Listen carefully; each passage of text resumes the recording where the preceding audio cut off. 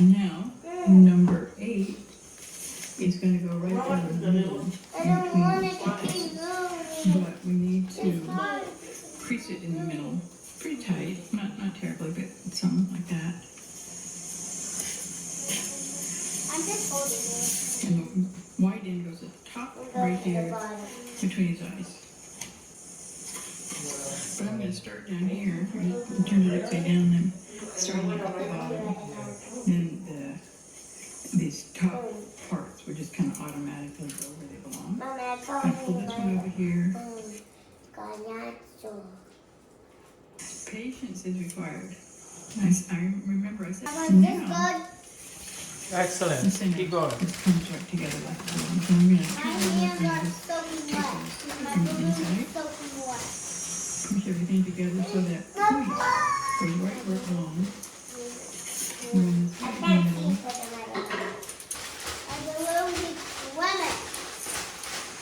Move your balloon. And reinforce it. Here they are, 6, 7, and 8. You can see now that there's a real strong crease in this part of the eye, right there. This is number 9. And this little piece right here that kind of sticks out, it just kind of bends right around the top to make a kind of a soft curve around the front of his beak. Because I'm not And opening then it and this spreading it out. I'm piece just putting it is on there. weird. Number 10, you just put all those inner cuts together, and that's what it ends up looking like, and it's going to be an extension of number 8. So it's going to go right here. So now I've got number 10 attached up here at the top, and I'll do this long seam right here onto piece number 9. You just have to kind of push it together right on that seam. And there's a big dip right there. Well, a little bit, but a dip. And then we're going to turn it over and make sure that I did reinforce that one, like that. And then I can also, from the back, catch that short seam that's right there. Push those seams together real tight, especially right up in that corner that's right there. And then you turn it over, and it looks good.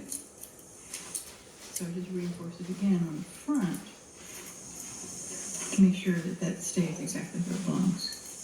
Because they do, look up photos of shoebill storks, and you can see this weird, well, I shouldn't make fun of him, but his little knob just comes right in the front of his beak. And then we've got number 10 is all attached. When I put piece 11 on there, I'm not going to put this one on yet because I want a little bit more flexibility on this part, so that I can push that seam together right there, just like I did on the other side. And then we can go ahead and finish up the rest of it. And pull that little short seam together. And run the tape over the edge to reinforce it on the back. And we've got the whole top of his beak is now all done. So we got 9, 10, and 11. Number 12 is his lower beak, and so it's going to go around like this. And it needs to attach, these little short edge right here attaches to the little bumpy thing. And so I'm going to take this end first, and then I'm just going to keep going around, and that should be easy enough. When we get down to this part, Yeah, it's push not everything ripping. together, and I've got it taped on this side. And I'm going to pull it over and pull those seams together really good on the back too, because I want that corner to be real tight where it belongs. And this one too. There's another one right there. Somehow those are always easier to pull together on the back. Stay your ass still, Go balloon. ahead and finish taking that whole part of the seam at the very top. My other balloon is coming. Just pull it up like that. Reinforce it. There's just a little bit of a bend inward right there. That's why we had it turned over. So there we go. Number 12. Number 13 goes on the same way. Number 14 just goes on the bottom of the beak. And the back of this bumpy thing, the sharp point, it doesn't have anything taped to it. It's open. So that's what 14 Yeah, looks but you like, have and to it kind keep of pulls using a lot. the bead together.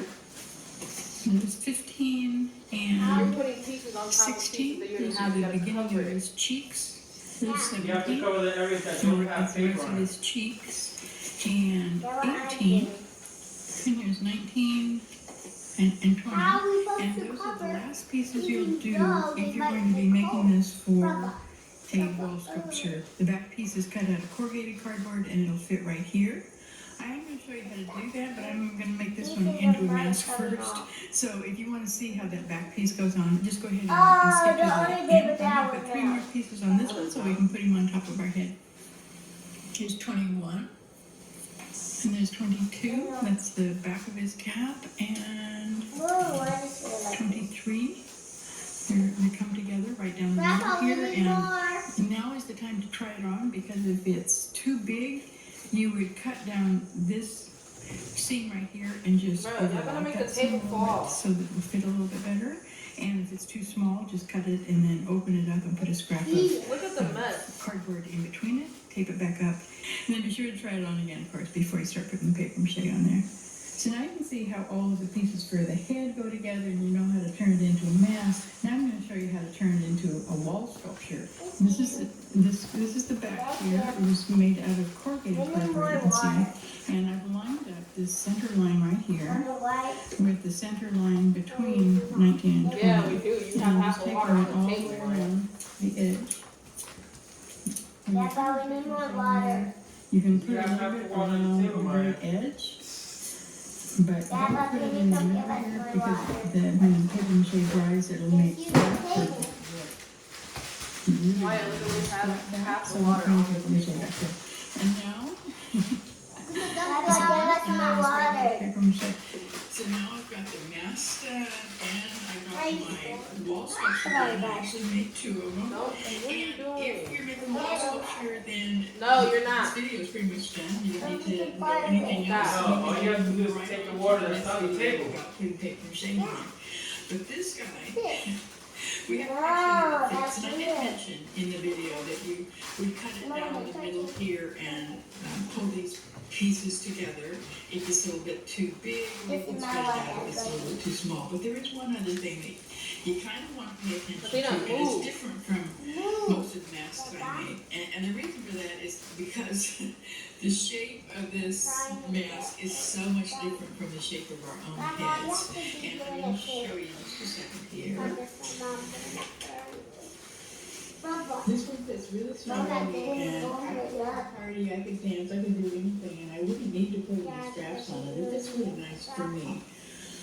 But it does touch my cheekbones right here. That might not matter. Actually, having it sit right along your cheekbones helps it to stay put. So that's a good thing. But it might be uncomfortable if you're wearing it for a long time. If you're dancing, you're going to maybe take it to Mardi Gras and be wearing it for a long time. So there's 2 things you could do. The one thing is just to put just a little bit of felt on the inside, right on those places, so that it sits more comfortably. It'll just be a little bit softer against your skin. The other possibility is to, even if it fits really snug like mine Don't does, do you that. want to open this back up, spread it out, I don't know, maybe half an inch, not any more than that probably. Put in a scrap of cardboard in there and tape it all back up. Do all this before you put paper mache, of course. And then put holes, one here and one on the same place on the other side, and put some straps on it. As if you tie it under your chin, it's going to pull this part of the mask away from your face. It doesn't need to move very much, maybe 1/8 of an inch, and it will make it more comfortable. You'll still be able to see out, you'll still be able to move, it'll still stay where it belongs, but it would pull this front part. It's just, these shapes do not conform in any way to the shapes of our head. So the next video is going to be about the paper mache, and then we get to paint him. Obviously haven't done that yet, but I'm really looking forward to see how these turn out. I'll see you in the next video. Lilo and Stitch is now streaming on Disney Plus. He's cute. He's chaotic. You're done, man? No. Ow! Disney's Lilo and Stitch now streaming on Disney Plus. Oh, we fired him.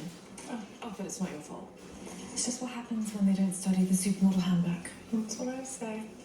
Love your lashes, by the way. Thank you. It's Extensionist by L'Oreal. Hi, I'm Johnny from UltimatePaperMache.com, and I just finished making this great horned owl mask out of cardboard.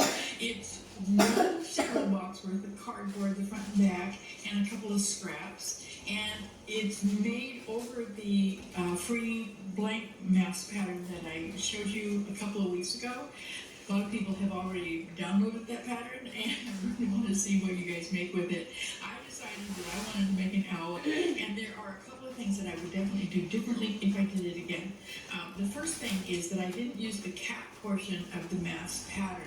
When I made the original pattern with the cap, it actually feels really comfortable when you wear it, but when you only use the front half and you have to use straps to hold it on, that pulls the cardboard a little bit too close to your mouth, and I found that kind of uncomfortable.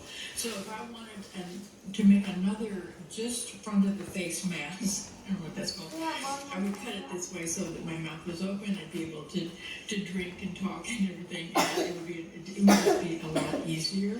What else would I change? Oh, I made these eyes separately. They're just round pieces of scrap cardboard that I put on there, and I thought it would be easier to paint them if I made them separately and then stuck them on after everything else was done, but that was kind of silly. So let's go ahead and get started. I'll show you how I made this just out of cardboard. Might give you some ideas, even if you don't want to make an owl, you might have some ideas how you can make a cardboard mask too. So let's get started. I found a photo of a great horned owl on Wikipedia, and I used it for my model. I put the blank mask pattern together, and then I cut the hole behind the nose a whole lot bigger. I That thought looks it was amazing, easier girls. to breathe because I didn't Such a good job. measure things correctly. I thought it was going to have a little bit of my mouth open, but Very that good. didn't actually happen. I cut some beak shapes out of cardboard. And I actually had to do it a couple of Now times. try to just, with your finger, just smooth it You just out. have to sketch them out. If there's any bumpy and see parts. if they're gonna actually work on the pattern itself. And then I take the beak onto the mask form, and I try to keep the center lines all centered correctly. And the next thing I had to have was a pattern for the great horned owl's horns. Of course, they're just big feathers, and I tend to call them ears. I wanted the shapes to be right, and I had to have it to fit over the top of the neck. So I made a temporary ear using some crumpled foil. And when I got it close enough Look, to you're making a so freaking that it was mess, going to bro. fit, I laid it down on top of a piece of cardboard and traced around it. The upper point of the ear had to be added in because I didn't have enough foil, and I didn't want to mess around with it. So I could just sketch it in later. So I did trace around the foil and cut out the ear from the cardboard. You have enough glue? You feel like you have enough glue? I have two that were the same. Then I tacked it on with There's plastic not a lot of tape water in first, there anymore. just to make sure if I liked it.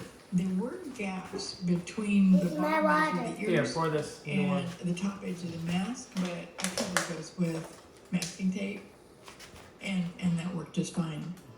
The feathers that stick out around the eyes were cut out of a scrap of cardboard, and it took several times to put the right shape on these two. Thank you.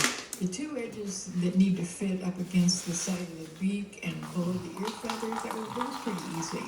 So I cut those out first, and then I sketched around the rounded shape for the feathers. I traced around that piece on another piece of cardboard because I knew I had to draw the rounded shape differently. I didn't like the way it had come out the first time, but I did like the angle where it fits up against the beak. So I kept that part and then just sketched in another shape.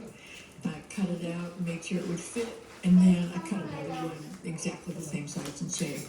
But I needed to see out of the mask, so I tacked the eye feathers onto the mask just to hold them temporarily, and I turned it over and traced around the inside of the eye holes on the mask. You're not. Then I set those shapes aside. I'm going to be working with them later. I used some brown paper from an Amazon box for the paper mache.